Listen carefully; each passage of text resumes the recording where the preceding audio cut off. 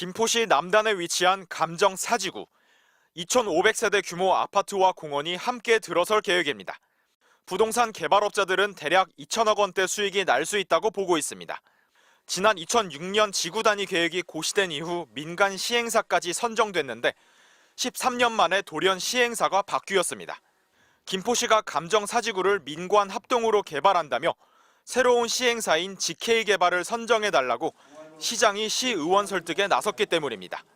보통 시장이 시의원들을 쫓아다니지도 안 합니다. 시의원들한테 통과시켜라. 한 개인 업자로 해서 통과시켜달라고 업소하고 다니냐. 심지어 선정 방식은 공모 절차 없이 단독으로 정하는 수의 계약이었습니다. 이 때문에 당시에도 특혜 의혹이 제기됐었습니다. 공공사업은 공모를 통해서 선정하게 돼 있잖아요. 이미 사업권자를 정해놓고 시작한 것이 아닌가라는 어떤 그런 의구심이 있는 거죠. 김포시는 사업 지분을 나눠가는 방식 역시 GK개발에 유리하게 짰습니다. 땅을 사들인 뒤 아파트를 세워서 얻는 분양 수익에 대해 초과 이익 환수 조항을 두지 않았던 겁니다. 김포시는 또 토지 수용에 대한 주민들의 동의 기준도 80%에서 54%로 낮춰줬는데 이마저도 시행사는 일부 주민 동의서를 가짜로 받아낸 것으로 드러났습니다. 이런 방식에 대해 공동 시행사인 김포도시관리공사의 사장 원모 씨마저도 문제가 있다며 반대했던 걸로 알려졌습니다. 원전 사장은 3년 임기를 채우지 못한 채 사퇴하면서 반기를 들었다 압력에 못 이겨 물러난 거 아니냐는 의혹도 일었습니다.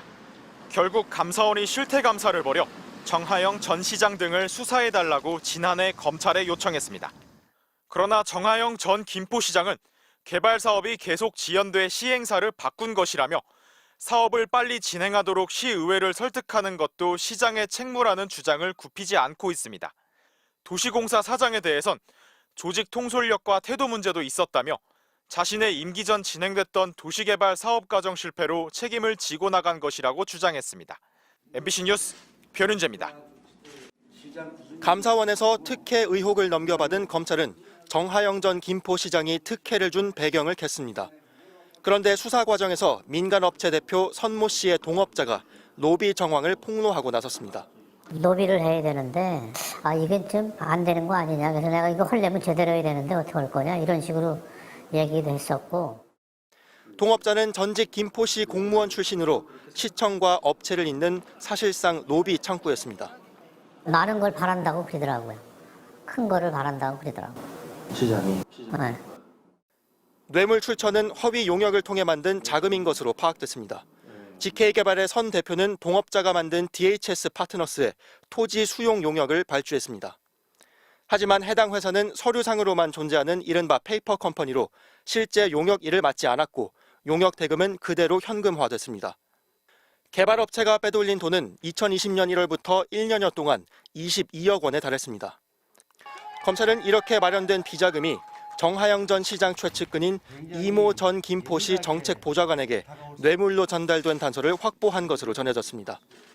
비자금이 조성되는 시기에 DHS 파트너스 이름 등으로 이 전 보좌관 부인과 처남 계좌로 각각 3억 원과 2억 원이 입금됐고 이 전 보좌관 본인 계좌에는 출처가 불분명한 현금 6천만 원이 입금된 겁니다.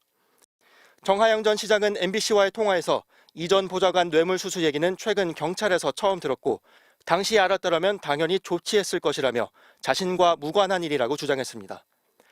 GK개발 선 대표도 이 전 보좌관이라는 사람을 전혀 모른다며 뇌물 제공 의혹을 부인했습니다. 이 전 보좌관과 DHS 파트너스 대표는 취재진 질문에 답하지 않았습니다. 비자금 규모가 최소 20억 원이 넘는 만큼 검찰은 추가 자금이 정전 시장 등에게 흘러들어갔을 가능성이 있다고 보고 수사하고 있습니다. MBC 뉴스 송구민입니다.